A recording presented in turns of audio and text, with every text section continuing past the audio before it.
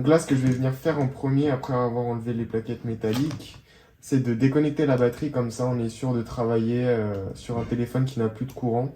Donc pas de risque de court-circuit ni de problème. Donc voilà. Donc la batterie, elle est là. Je la déconnecte. Voilà. Je viens déconnecter mes deux petites nappes. L'écran, je le mets sur le côté.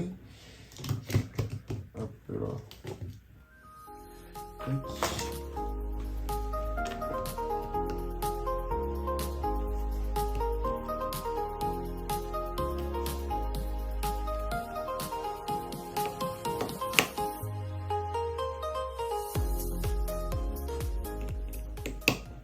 Les vis Triwing, pardon, souvent elles sont assez compliquées, enfin pas compliquées à enlever, mais elles sont assez saoulantes parce que elles s'abîment facilement.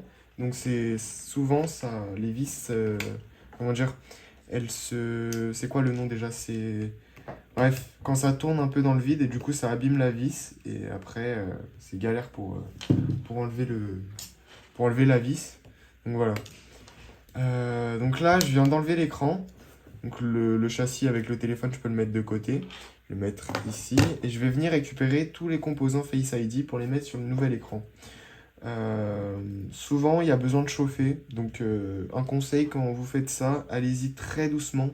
C'est souvent le genre de composants qui se cassent facilement. Et ils sont assez fragiles, donc voilà. Et rappelez-vous d'une chose, c'est que quand ça force, surtout sur les iPhones, faut jamais aller plus loin. Après, il y a aussi pour d'autres modèles, hein, bien sûr, mais principalement chez les iPhones. Faut pas aller trop loin.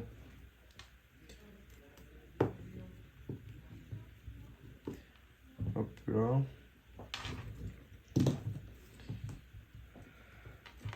Alors, donc là, ouais, il y a une petite vis en haut que j'ai pas vue. Elle se trouve juste là. Faites gaffe, hein, bien sûr, il y a une petite vis cachée qui se trouve dans l'angle ici. Donc c'est mieux de la voir pour éviter du coup d'abîmer cette partie-là.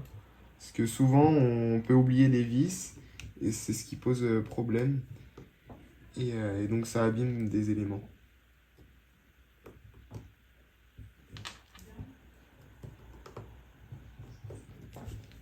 Ok, donc c'était la petite dernière vis du haut. Je vais venir enlever le Face ID.